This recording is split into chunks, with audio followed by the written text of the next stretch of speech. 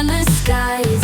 Oh, I'm living that nomad life, city to city, feeling alive. From mountain tops to ocean drives, unchained I thrive, I thrive. Thank you so much for joining us here on Nomads 50 Plus. My name is Chris Kalaboukis, and it's my current mission to interview 1,000 digital nomads or people in the middle of or talking about midlife recalibration. And today we have a very special guest. I'm gonna try pronouncing your name. I know it's really hard, but I will give it a shot. Simon Salt, that's an Well awesome done. name. You sound like the like a superhero alternative identity name. That's what it's like. It's like you Clark could have Kent. this big superhero, like, and mild mannered Simon Salt is sort of. So I love it. So just want to get you on the show. Let's talk about your story. Yeah, wonderful. Thank you for having me. Of course. Where do you want me to start? It's a Oh, long anywhere you story. like. It's a long How did you get story. to where you are today? Oh boy. So let's start with the midlife recalibration piece. Sure, let's do it. And the first big recalibration for me was moving from the UK to the US. Wow, that must have been a huge culture shock. When did it happen? 2002. Mm-hmm. And So you've been here a long time. You're a yeah, native 24 now. years. Yeah. Well, I'm still struggling, but yes, mostly. Still get the odd culture shock. Yeah. But yeah, I moved from London to Austin, Texas. Oh, Austin's a great town. I love It Austin. was. It was. It was when I lived there. It's gone What? downhill No more since. breakfast taco trucks. I mean, what happened to the taco trucks? The taco trucks are still there, so you still have good barbecue. Yeah, Still? I think so. Yeah, yeah. So I moved. I had no idea. I'd been to the US 3-4 months before. I was commuting basically from London to Austin. I did that for I did 4 trips. Wow. I knew, other than the client that I was consulting for, I knew nobody. Mm. Had no friends, no family, nothing. I had been an exchange student in a very small university in the 90s in central Missouri. Whoa. So that was your experience of American life? That was my experience. 5 months and in a city of 10,000 people. Wow. So Very cool. yeah, Warrensburg, Missouri, which pretty much just exists because of Whiteman Air Force Base, where the B-2s are. Ah. That's its claim sole to, purpose. Yeah, claim to fame. yeah, that's it. Yeah, and the little Amish community there. Nice. Other than that, that's it. So that was my first really big calibration. That happened just as I entered midlife, early 30s. Mm. And so that was a big shock to the system, because I had to learn the culture, learn the language. At the same time, I was the sole representative of our company. Mm-hmm. So I was having Well, they just sort of dropped you in Austin and said, "Here you go, do That's your thing." it. Pretty much it. Yeah. Yep. They made visits. They were headquartered in Mumbai. Oh yeah. So I was commuting from Austin to Mumbai. Oh my God, that's a long way. Yeah. About once every 6 weeks.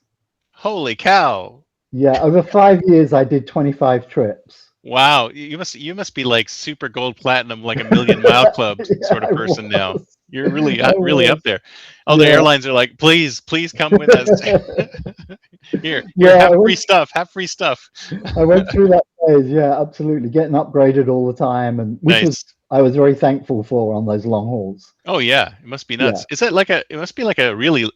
Is there no direct flight from Austin to Mumbai? Is there? So there must be a lot of changes. Austin, Houston, Houston, Minneapolis, Minneapolis, Amsterdam, Mumbai. Oh my God. If you're lucky. Otherwise, could be even worse. Oh my God. I once spent 14 hours in Dubai. Wow. As a layover. Well, was the airport nice at least? The airport is amazing. It's like an American mall. Oh, really? Is. Yeah. So if you have a layover anywhere, Dubai is the place to have a layover. Love it. If you're going to be a long layover, that's the place to be. Yeah, nice. for sure. Yeah, for sure. So that began my American journey. Wow. And How I long was did in. you do that for? I was with that company for 5 years. Hmm. Then I went out on my own, did that for 6 years, had my own digital marketing agency, In Austin. partly in Austin, and then very strangely met my wife, current wife, Hmm. um, girlfriend at the time, and I lived in Austin, she lived in Dallas, and we Oh. met at a conference in Chicago. At least you were both Texans. So that's one thing, Yeah, right? yeah, exactly. And the really funny part about this is this was with a professional organization, the American Marketing Association. And we had actually been at the same meeting 4 months before. We Hmm. are in the same group photo, but she's in the front row and I'm in the back row, and we Uh, never met. 4 months that is later, we nuts. meet in Chicago. Wow. That's actually, I know the AMA really well because I did their website. I did the chapter website for the SVAMA, Silicon Valley AMA. Oh, okay, And cool. yeah, so I know a bunch of people from the AMA. It's a great Yeah, organization. it is. Yeah, You guys yeah, you guys had so much fun. yeah. It's like a fun, really fun group of people to hang out with. They were definitely. And at the time I was in Austin, it was really the birth of social. Hmm. Everybody was just starting to talk about Twitter. Everybody was trying to wrap their arms around what they were going to do with Facebook. Yeah. And so I was in charge of booking speakers, Hmm. and I was also a speaker. So I knew a lot of the people that people wanted to hear from. People Nice. like Guy Kawasaki and Chris Brogan and Oh yeah, all those I met people. Guy once. He's a great guy, He is a literally. fantastic. Yeah, yeah, he really is. He really is. And so, I was inviting them, and because we were sort of, not quite, but sort of peers, we met each other on the circuit, Nice. and bumped into each other. So they were all like, "Yeah, sure, I'll come down to Austin. Why not? Austin's a Hmm. great city." Oh yeah, everyone loves Austin, right? Yeah, so it wasn't too hard to twist their arm and come down and do Yeah. this thing for us. So yeah, I spent a lot of time in Austin. Really had a great time there. Really enjoyed my time there. Moved to Dallas to be with my girlfriend, now wife. Hated it. Oh no. Was there for 18 I, months and I so could not get it. In Austin, I'd had a fantastic network, yeah, and I got to Dallas and I didn't know anybody, and I just couldn't break in. yeah, It was yeah. really hard. It was It was really insular, hard. huh? Yeah, very. It was really hard to get in. I mean, I knew the people in social there, which Yeah. was great, but I didn't know anybody else. Interesting. Outside of the social media network, I really didn't know anybody else. Huh. That's funny because I think it would be. I didn't realize Dallas was so. But I know I have friends who did that. Like one guy moved to Abilene, and he was trying to Uh-huh. break into the market there, and he couldn't get anywhere. He's just like Yeah. some of these societies are a little more closed than others, not as open to Yeah. outsiders. Yep. Wow. And then I moved can't to believe you Fort left the Worth. land of Franklin barbecue, man. I mean, it's I like, know. You have no idea what a wrench it was to load that U-Haul. I had tried everything. I had hit every contact I had to try and get her a job in hmm, Austin. But yeah, she's a specialist. She's a specialist market researcher, and mm, she could not get a job in Austin. right. So, and I was running my own digital agency. I could run it from anywhere. That was beauty of Yeah, being so a you were digital location nomad. independent anyway, so Yeah, you could work from anywhere. Mm. yeah. So, moving to Plus, Dallas it's didn't only matter. what, 2 hours away or something by Uh, car? 5, but yeah, Oh, it's it's I thought, Texas. sorry, I'm just thinking. So San Antonio, Houston, and Austin are close, but Dallas is Uh, far. so Dallas and San Antonio, Austin and San Antonio are close. They're an hour and a half. Houston's about 2.5 hours. Yeah, Right, but but Dallas Dallas is is far. yeah, Dallas is Yeah. 6 hours from San Antonio. Oh man. Okay. So it's about Yeah, half the length of California. Okay, I get it now. So yeah, that's we're a a big smart. So state. you're like, so you left Austin and Saab, but Yeah, and then you went, and got you to went to Dallas, Dallas.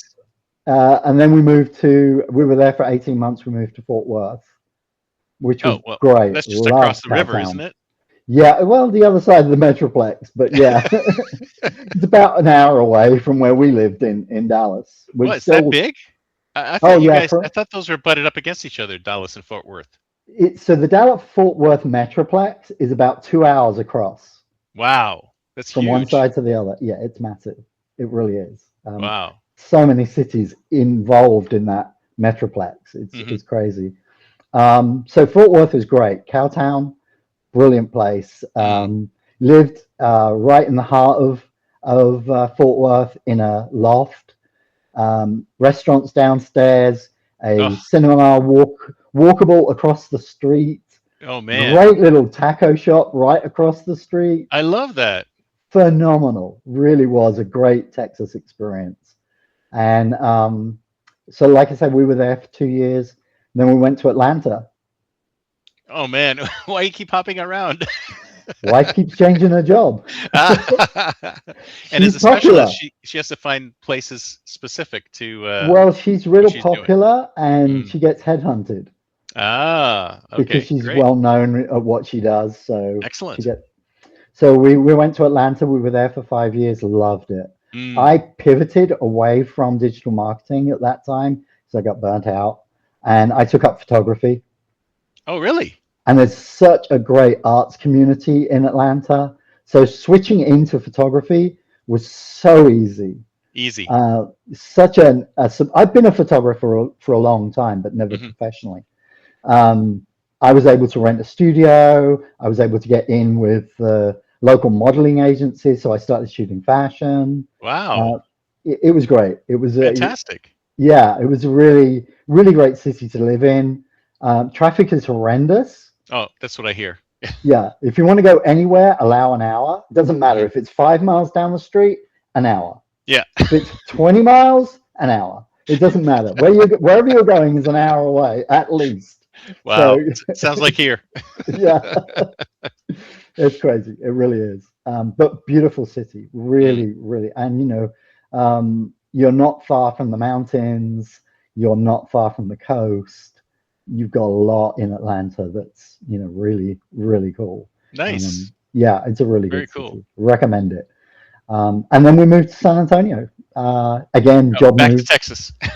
Yep, back to Texas, San Antonio, and we've been here 7 years, which is actually the longest I have lived anywhere in my adult life, Really? and the longest my wife has lived anywhere in her adult life. So it's about time to move then, because you're, Yeah, you're the clock's ticking. right. Yeah, it's crazy. Yeah, we've both been nomads all our adult lives. We've Mm. both moved. I counted it up in the 24 years I've been here. I've had 17 homes. Holy cow! Is it like mostly but by choice though? I mean, it's not like you Yeah. had to move. Yeah. No, no, no. Yeah. Yeah, Yeah. just a lot of it was around the Austin area, so North and South Austin, Round Rock, Cedar Yeah. Park, Bastrop, all of those areas. So I was Well, so you moving lived in around. 5 different places in the Austin area? Yeah, yeah. I Wow. was actually six Six. just in Austin. Yeah, yeah, just in Austin. That's cool. Why did you keep moving around in Austin? It's just to be closer to where you worked, or? No, just because I wanted to be in different areas at the time. It was more convenient to be in a particular place. When I first landed, I was actually in Round Rock Hmm. because the company I was consulting with was just this little small computer company. They're called Dell. You might not have heard of them. No, I never heard of these guys. So they're based in Round Rock. So I lived in Round Rock, and then I moved around a bit. Once I'd set up my own shop, I kind of moved more for comfort. Mm.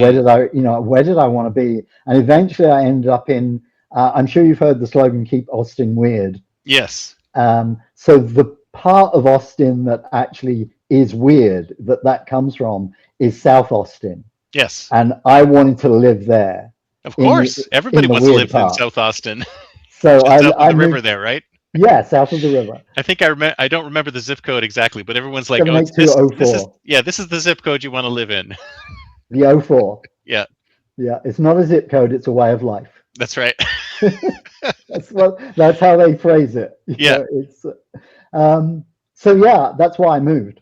I moved a lot, just really for the experience. Hmm. So have you Um, always been have you always been interested in traveling and moving around when yes, you were a kid? I've been very lucky to do a lot of travel on other people's dime. Mm. I was in the military, did a lot of travel with them. Hmm.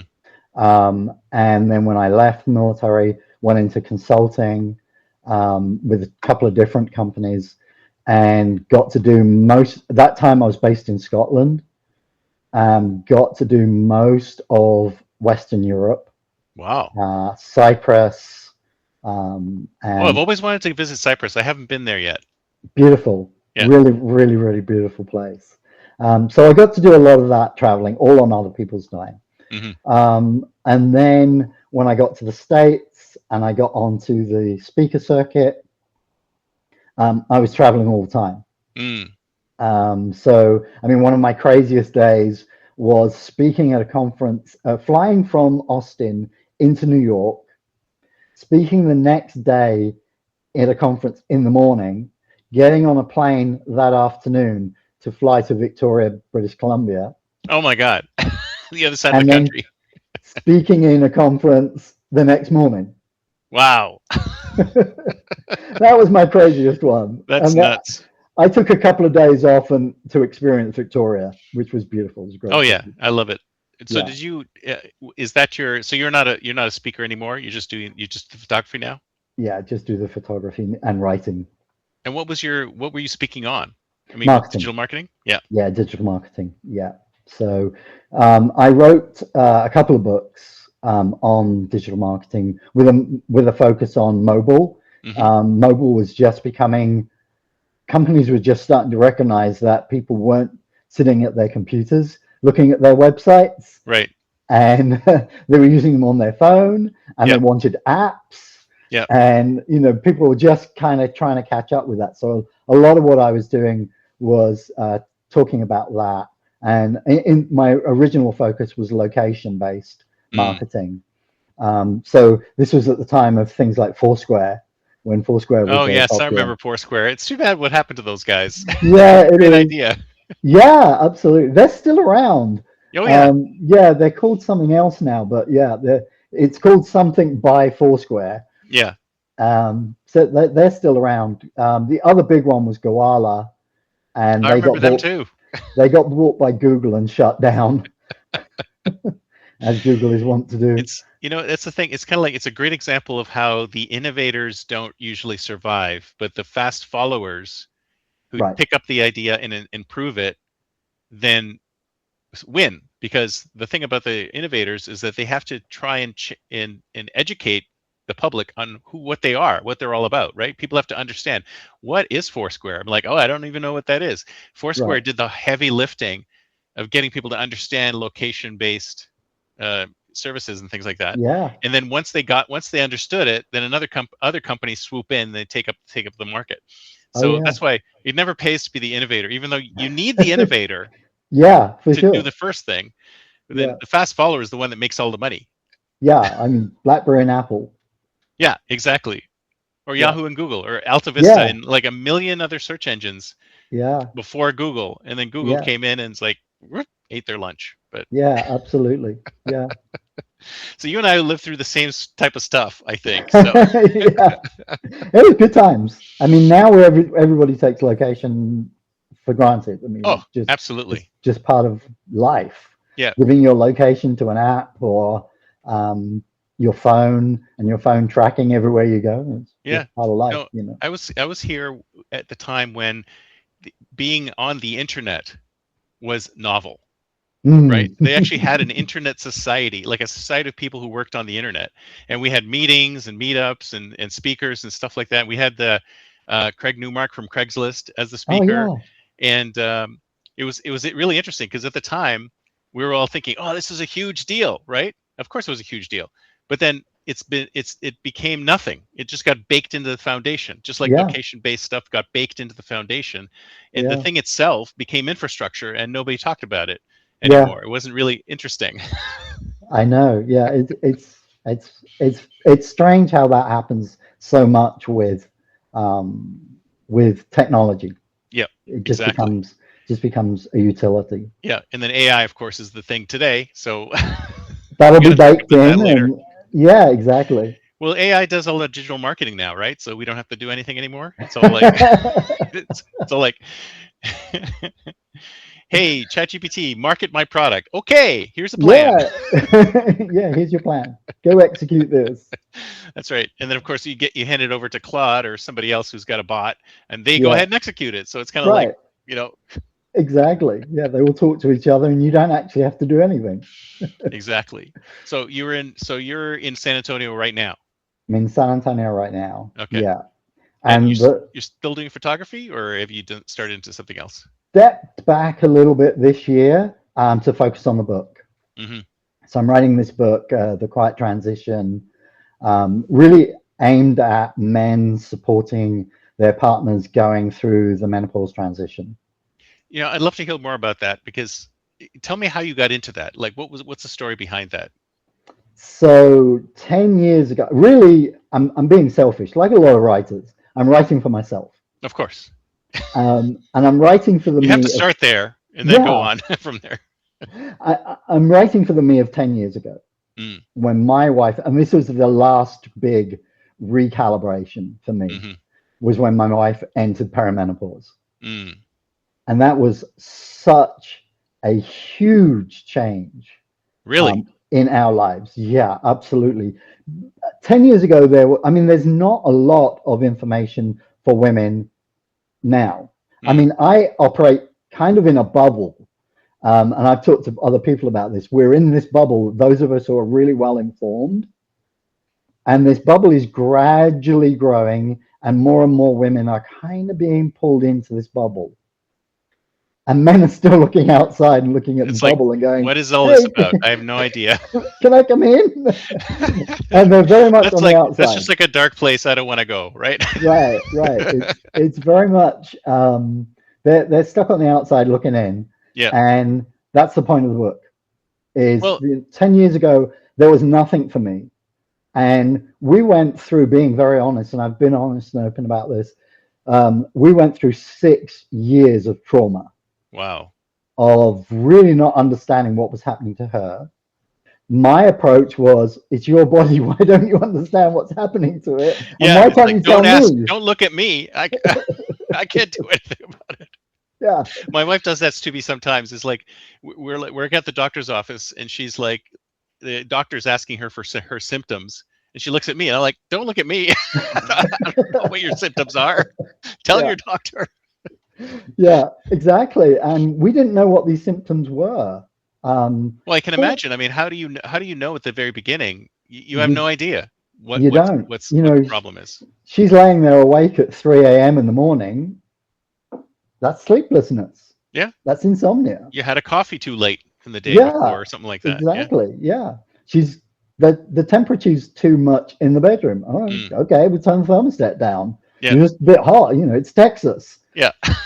You get hot. Fire up that AC. Yeah. Get up a few degrees, right? Yeah, exactly. So we went on and on like this, with not knowing. And the medical community at that time, it's not much better now, it's getting better. Medical community at that time weren't a lot of help. She was just told, oh, it's all part of aging. Really? Oh, yeah, So absolutely. that's it? They just said, Yeah. this is normal. Like, you don't have to worry about it. Wow. Yep. There's nothing to do. And yeah, this is, this is life for you now. This is life for you. Wow. And how old was she at the time? 42. 42. Okay. Yeah. So she was slightly early, because the average age is 51. Yeah. So she was early. And she had actually been experiencing symptoms probably since she was about 38. Really? What kind of early symptoms were there? So that's when the fog started, the brain fog, sort of reaching for words, the sleeplessness that started kicking. Oh, you're just getting older. You're just getting older. It's nothing. Yeah. Wow. It's crazy. It's this and like I said, it was just rebuffed. She was just told, oh well, you're just getting old. And they didn't do any tests or anything like that at the time? Yeah, they do tests and they all come back normal. Of course. Oh, your tests are fine. Your labs are okay. Yeah, everything looks good. Don't worry about it. Yeah. Just don't stop drinking caffeine after 2, like turn up your AC and you'll be fine. Yeah, exactly. So Wow. we fortunately, she is a market researcher. She's a very good market researcher. So she got fed up with just being told, no, this is just, what it is. Yep.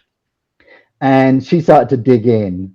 But it took a few years of her digging in and then taking that to doctors and then going, maybe, Mm-hmm. let me look into that. Right. They were as clueless. And this is not surprising because a lot of doctors, they get about 2 hours out of their entire medical training, between 2 hours in a day or an afternoon, on the menopause transition. The whole Seriously, thing.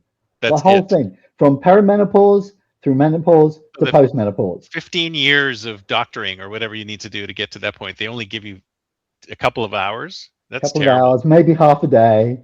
Wow. If they're really lucky, a whole day. Wow. Yeah. That's nuts. That's Yeah. crazy.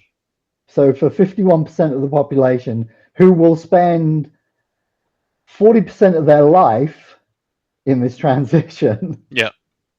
and But it never that, ends though, does it? I mean, that's the thing no, about or just so tell me a little bit about this thing. So it's like perimenopause is premenopause, and yeah. then there's menopause, and then just menopause. I don't know why they call it pause, because it basically goes on forever, right? I mean, it's like So it's a Greek the thing. pause goes on forever. Of course, it's Greek. It's Everything Greek. comes from Greek. You know that. Yes. Men's, the month, Yeah.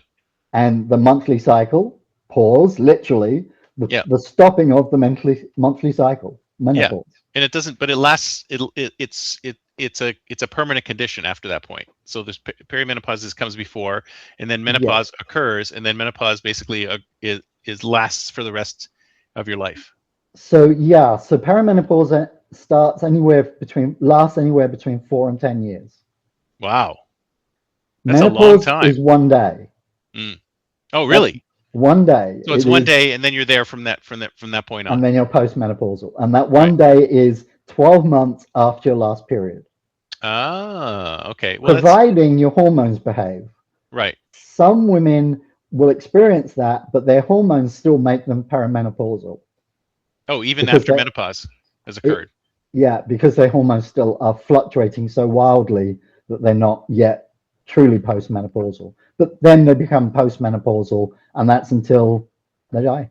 That's Right. the rest And of but their life. so tell me about the states a little bit. So you say menopause only is like that one day. So Hmm. it's like an 12 event. months after, yeah, It's like an event occurs, and then that's menopause. So and then after that is postmenopause, and then before it's perimenopause. right. And so what typically what symptoms should you be having during that perimenopause period? I didn't realize it was going to be literally that long. That's a really long time or It long is a range. It's a it is hugely a broad very range. yeah, it is a broad range. It lasts a long time. 10 years is the kind of the point where most people come out of it, but not always. It can last a little longer. Mm. And to list them all, depending on who you ask, and I recently saw a very, very good list, but there are between 60 and 120 symptoms. 120 symptoms. Yikes. Now, obviously, not all women get all of That's them. like 120 symptoms could be like every symptom. Yeah. Because like And I recently saw a very good list actually on Substack, which was 100 symptoms. wow. And those are really confirmable. You can really identify, most women in perimenopause could go down that menu and say, yeah, I've had that, I've had that, I've had that. And, they'll skip a few. They may not have had all of them. For some women, perimenopause is not as big a deal as for others. Mm. Still a huge deal compared to what men go through with andropause. What? And some people even say that doesn't actually exist. No, it does. I've heard that it doesn't exist. Yeah, so the andropause definitely exists, but it happens over decades. Really? Yeah, it happens over decades. You really start, and men go into andropause in their 30s Really? as I had no idea. testosterone starts to decline, and it carries on. It's a lifetime thing after that. It's decades. Yeah, so it's just like a slow decline over time. Very, yeah. Whereas here As it's like opposed, And then do the symptoms get worse? So in perimenopause, do the symptoms start really lightly and then they get worse They as you can get do. closer? Absolutely, yeah, Or is they it can totally do. random?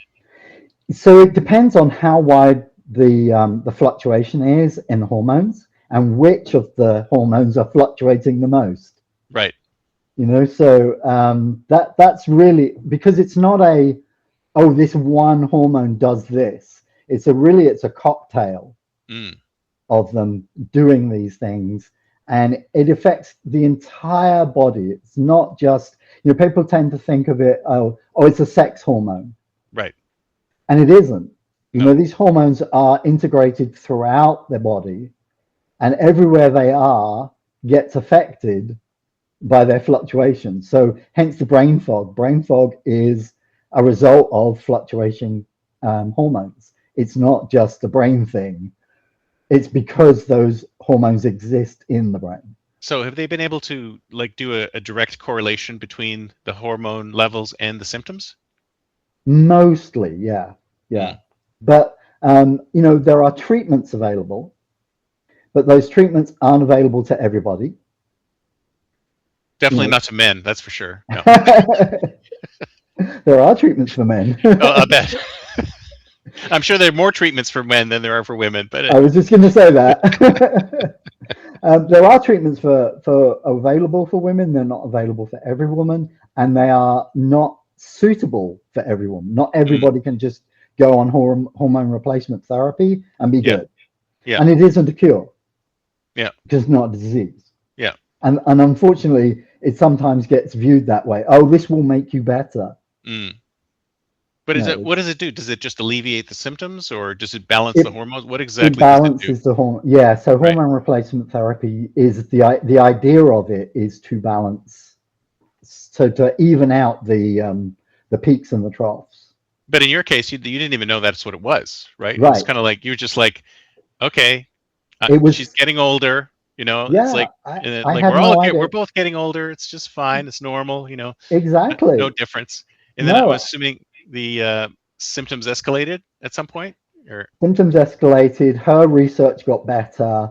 She finally found a good OBGYN and who actually understood perimenopause and was able to. So that was about 3 years ago. So she was able then to actually get a doctor who understood her, who wasn't just saying, oh, well, you're just getting old, and actually understood the symptoms that she was experiencing and was able to say, yes, that's a perimenopause symptom. Yes, that's a perimenopause symptom. My wife's like, how many of these am I going to have? Yes, that's a perimenopause. Here's your list of 100. Right. Pick them. It could be any of these or more. Right. So at what point, how many years into this did you realize that that's what the problem was? For her, it was about 5 years in where she really. So all this time, so for 5 years, you were like, I don't know what's going on. Well, so for me, it was still carrying on. After she had got the language of, yes, this is perimenopause, I'm going through the menopause transition, that didn't click with me. I was clueless. Yeah. Like I say, we usually are. I mean, we don't know what the hell is going on half the time, right? So that's like, why I say I have to FaceTime my wife. It's like, where do I find this thing? Can you tell me where I can find this thing? Yeah. I don't know where it is. It's right in front of you. That's right. Just move some things around. Yeah. So that's why I say I'm writing for the me of 10 years ago, because I didn't have the information. I didn't know what to do with the information once I got it. My wife's throwing these symptoms at me. She's throwing these terms at me, and I had no idea what to do with any of that. Yeah. And what I've got to the point now where the simplest breakdown that I can give men, if I were to give them just one thing to do, one takeaway, is never mind about the symptoms. Don't go looking for pamphlets or websites with lists of symptoms. Ignore all that. Sit down with your wife, listen, and believe. Mm-hmm. That's it. That's where you're going to get most of your data from. Well, You know, geez, because man, that is a good advice for any relationship. Period. well, true, true. Perimenopause or not, it's like all of those things. It's like you should that those should be the title of your book. Just like think, sit, listen, believe.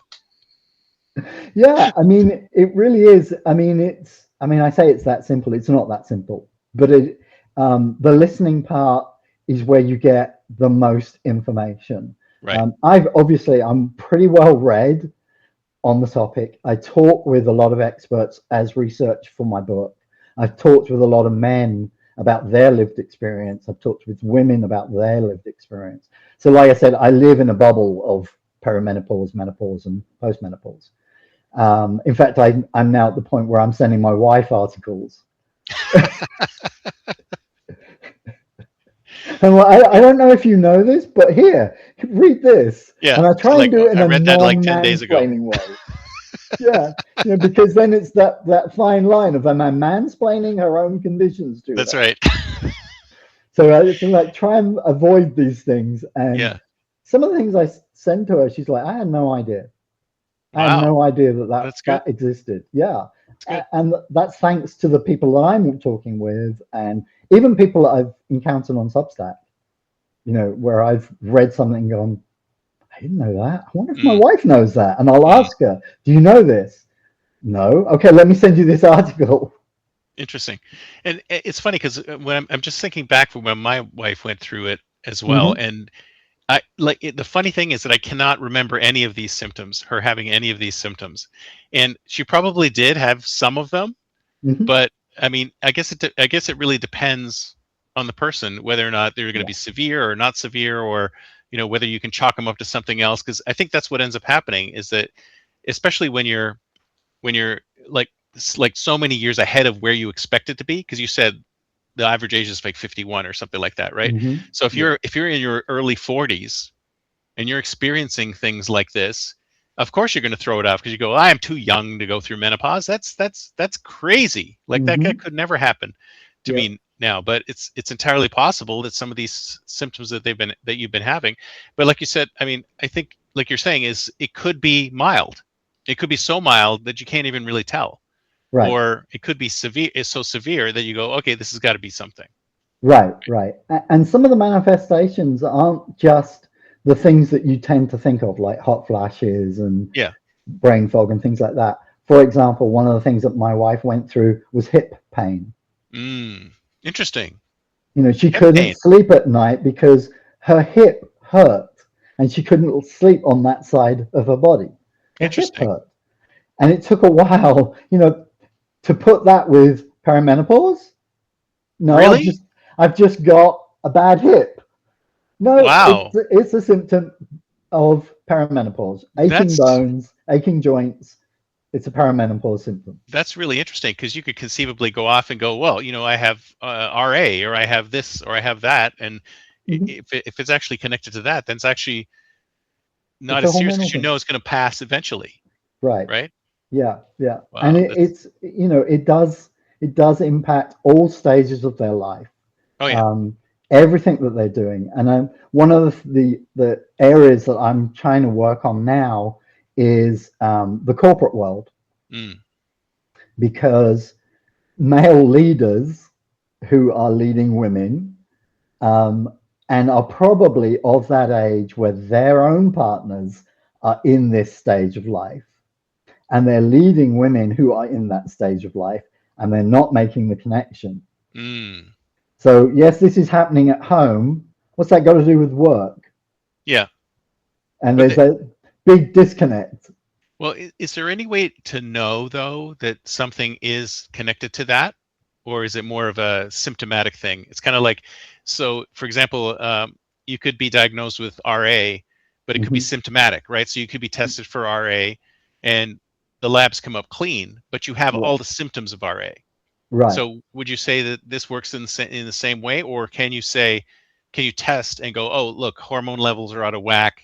It could be this.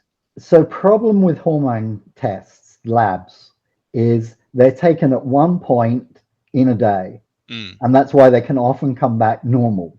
Right. Because the way they have to be taken if they're going to be effective is taken over several days at different times of the day.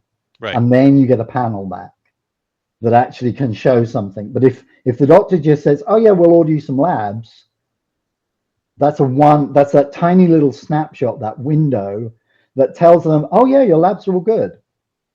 And that's often what women hear. Oh, my labs are good, Yeah, so because at the moment they took them, they were okay. yeah. But then they could wildly An hour change. later, Yeah. yeah.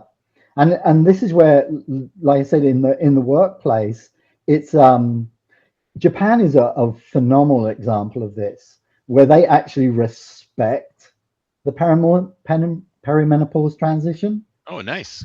and they actually have allowances where the managers are not allowed to ask why. Mm. If a woman is in that age range and she says, I need the day off, she gets the day off. No Yep. questions asked. Mm-hmm. That's just the way they handle it. That's just the way they treat women. We don't tend to do that in the West. For us, it's like, okay, take your laptop home and you can work from there. Yeah, if they're lucky. Most of it's power through. Yeah. And this is where I'm trying to get people to understand that what's happening at home is most likely happening amongst your employees, amongst your peers. That person that's sitting in the team meeting with you who goes to say that word that you use every single day and then blanks on it isn't stupid. Well, that's good to know, because I do that every day. But like that it's like, when that starts happening, you think to yourself, okay, it's just this one word. It's not a problem. It's just, and then it happens again and again and again. You think to yourself, oh my God, what's happening? I don't know what's falling apart. Yeah. I mean, my wife was convinced that she needed to be tested for early dementia. Really? Because she was having so many problems. Oh my She'd go to work and just couldn't function in terms of like words. Yeah. And it's a huge issue. I mean, one of the things I'm working on at the moment is a presentation. It's a $28 billion problem. Wow. In the United States every year. How do you get to that number? I'm curious. So this is healthcare costs, absenteeism, presenteeism, and just generally the loss of labor. So women leaving the workforce completely. They're just like, I can't do this anymore. Yeah. Or they take a reduction in salary because they take a step down within the organization. Yeah. Or they don't take that offered step up. So, they're at a point in their career where, oh, here's the next step up. Yeah, I don't think I want that. Yeah. But some of it might not even be applied to perimenopause, because people may not even know that they're going through it. Right. But they know that they feel that something is wrong. Right. And they go, okay, well, I don't know if I can take that responsibility, or I think I should tone it back a bit because I'm overtired or whatever the problem is. And they don't realize that that's what's causing it. So it forces them to take options that they may not wanted to have taken, because they feel that they're going through some kind of health issue. But they don't. But it's not identified. No. And this is why I'm so passionate about educating men. Women are getting their education, and it's getting better. Like I said, it is getting better. But to support a woman properly, whether they are your partner or whether they're a work colleague, or you've got to be educated. You've got to have that language. And that's the biggest gap, I think, at the moment, is this language gap between men and women. Because the words don't mean anything to men. No. They can hear. Right over our heads. They can hear the words hot flash. Yeah. Doesn't mean a thing, because it's not lived experience. Men don't get hot flashes. Yeah. Try having a coherent meeting in full business casual in a sauna where somebody keeps throwing water on the coals for no apparent reason. Yeah, we don't know that. No, not at all. That's not our lived experience. Yeah. And this is why I say, and yes, yes, it's good general relationship advice, but getting that language gap closed is translating it is what is a hot flash for you? Because a hot flash for my wife is not a hot flash for her sister or her mother. Mm-hmm. Even though they're genetically the same people, they're genetically connected. They're all going through it differently. Right. And so, you can't compare one to the other. So it's that sitting down. What does it mean for you as a woman? What do these words mean? What is brain fog for you? So it's just basically trying to understand the situation that they're currently in and what they're feeling in that moment. In the moment, but also how does it impact them as a lifestyle? Yeah, okay, a hot flash. You've told me what it is. I understand the mechanics. I understand the reasons behind it. But what's it actually like to go through your day to day? When do they happen? So, for example, my wife tends to get them in the morning. That's usually when she gets them. It's not the same for every woman. Yeah. But knowing that, I know there's certain things. For example, I'm also a yoga teacher. I know not to invite her to a hot yoga class in the morning because she has told me when her hot flashes are. You're so understanding. That's great. I mean, and so, you see, this is something that guys really need to know. They really need to get more into and understand these things. And I'm really surprised. Well, first of all, I'm surprised that perimenopause lasts that long and it has so many symptoms. That's totally eye-opening to me. I didn't imagine that at all. And it's like, from my perspective, it's like my male brain is saying, well, those are obviously caused by something, and there's a way to figure out what those are caused by. And it sounds like what you're saying is that that's not necessarily the case either, right? Because you could go get tested for something, and it's like everything's normal. So like, just rock it off. So that's the classic male response to those situations is, there will be a solution for this. Yeah. I can apply that solution and fix the problem. That's right. That's all it is. It's so easy, right? Yeah, exactly. So the first thing is nothing's broken, so it can't be fixed. That's the first mindset step for men is stop trying to fix things. And then the next is, now you've got this list of symptoms. Doesn't mean you're going to have a solution. No. And that's the next stage, is getting away from fixing, getting away from coming to conversations with, here's the solution to what's going on with you. There isn't that easy solution, because yes, you've read this stuff now, you're getting better educated, which is great. You can start to have those conversations, but coming to the conversation with the right mindset is that really important piece of, I said earlier jokingly, I'm not trying to mansplain menopause to women. We have a lot of women who have joined us, and I really hope that none of them have felt like I'm trying to mansplain it to them. I'm trying to explain it to men. Yep. And we tend to think, oh, well, I know about this now. I know this subject. I can help you. And no, it's her life experience. That's right. You can't live that life experience, so you have to listen. And when she says something like, like I said to you, it's 10 years, you have to believe that. Yeah. You can't say, well, is it really? I've heard it's only 4. Well, it's a range, right? Yeah. Right. Is there any way to know how you're getting, how close you are to actual menopause, so you can have an idea of how much longer the symptoms are going to last? Or is it just like you just ride it through, and at some point there'll be a light at the end of the tunnel, but you don't know when that light is coming? Yeah, it's not so much a light at the end of the tunnel as going into another tunnel. Right, but it's like but the symptoms will or may it becomes a different drop set off of symptoms. Yeah, post-menopause has a different set of symptoms to premenopause. But yeah, there is no way of knowing. And for my wife, she thought she was kind of approaching menopause for about 2.5, 3 years, Hmm. because she would go for 2, 3, 4 months without a period, Oh and yeah. it'd be So like, oh, okay, that's the main indicator yeah, it is. right It's there. Yeah. menopause is 12 months from the day of your last period.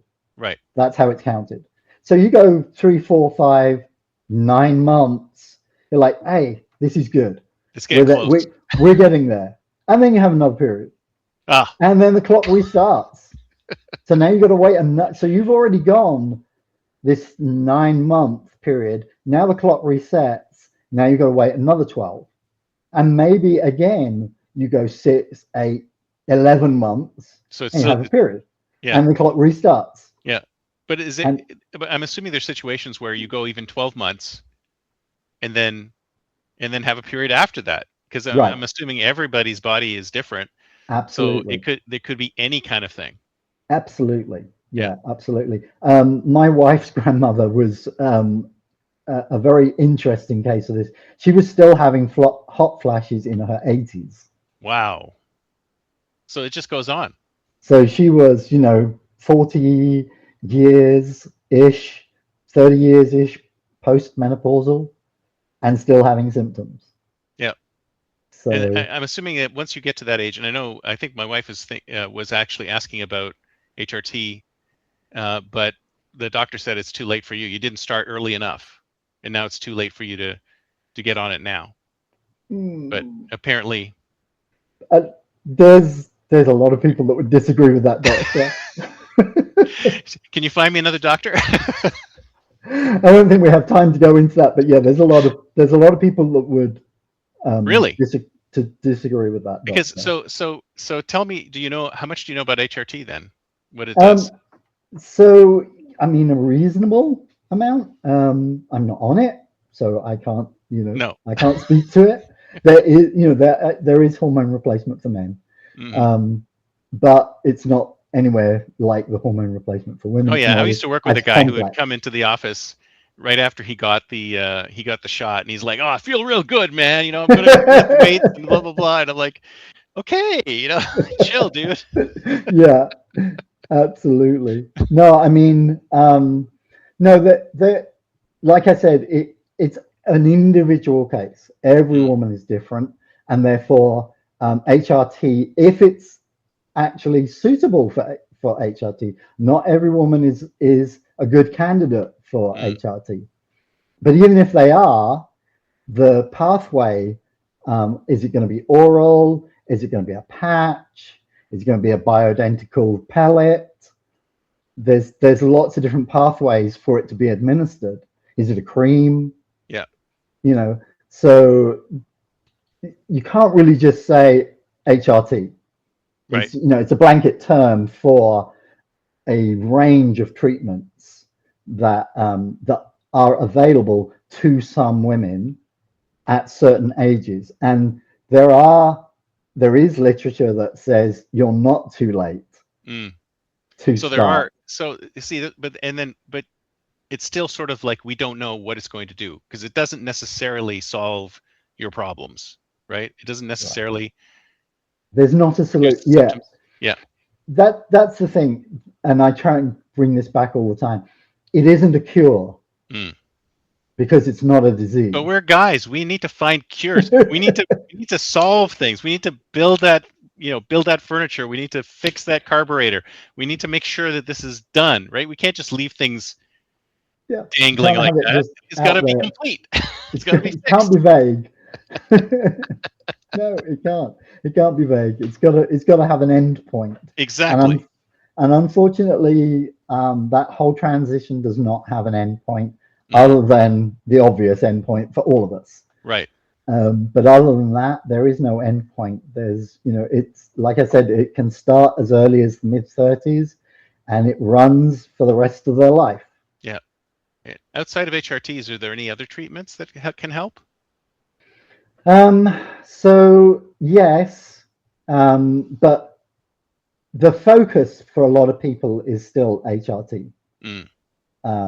but yeah, there are individual treatments. There are individual lifestyle changes, food, exercise, um, and things like that that have an impact on some women's symptoms. Mm.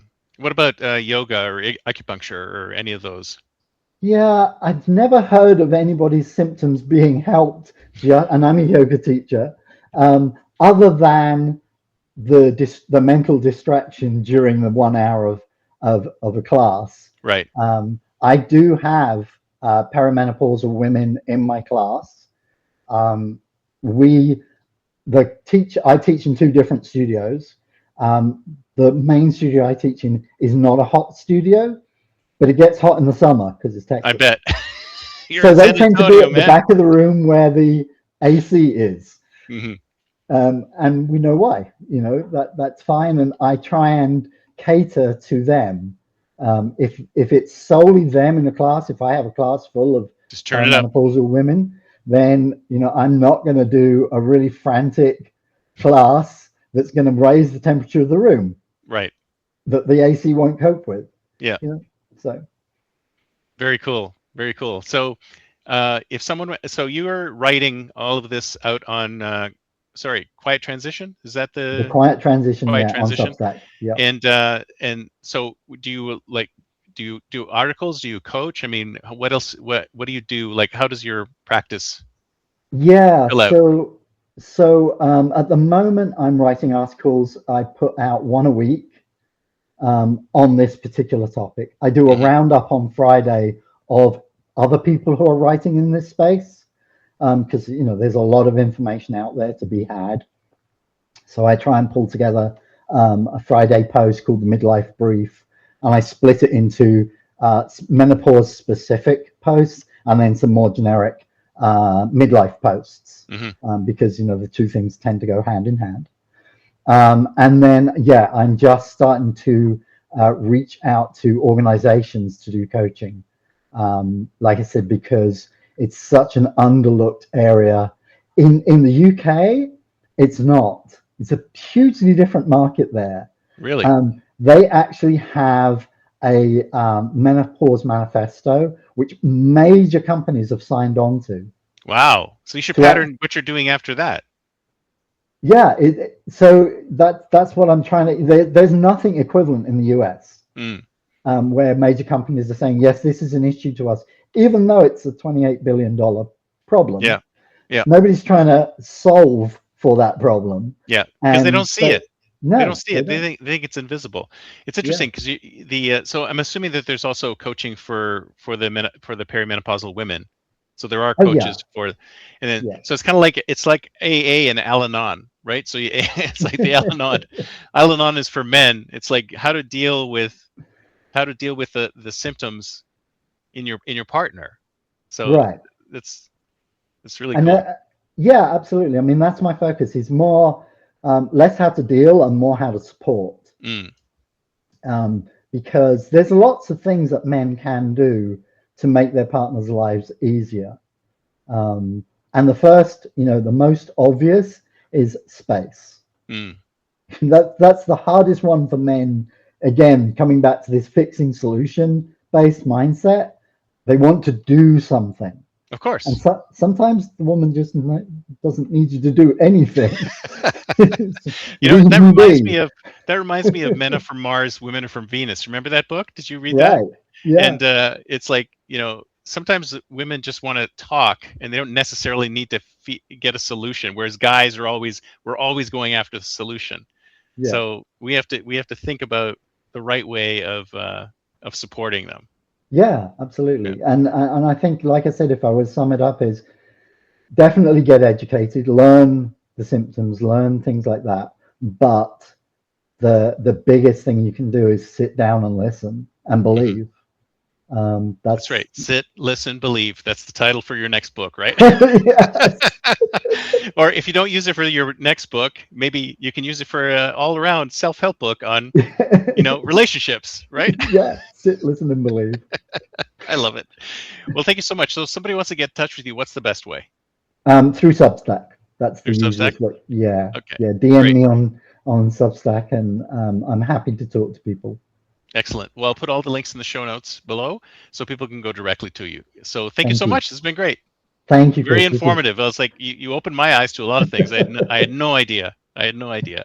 Yeah, we Thank you kind so of went much. tangential there from midlife recalibration straight into. That's okay. It's all good. It's all part of midlife, right? It's It all part is, of midlife. So for it sure. needs to be addressed. So thank you Yeah. so much. Talk to you Thank later. you. Bye Bye. bye. Oh, I'm living that nomad life, city to city, feeling alive. From mountain tops to ocean drives, unchained, I thrive, I thrive.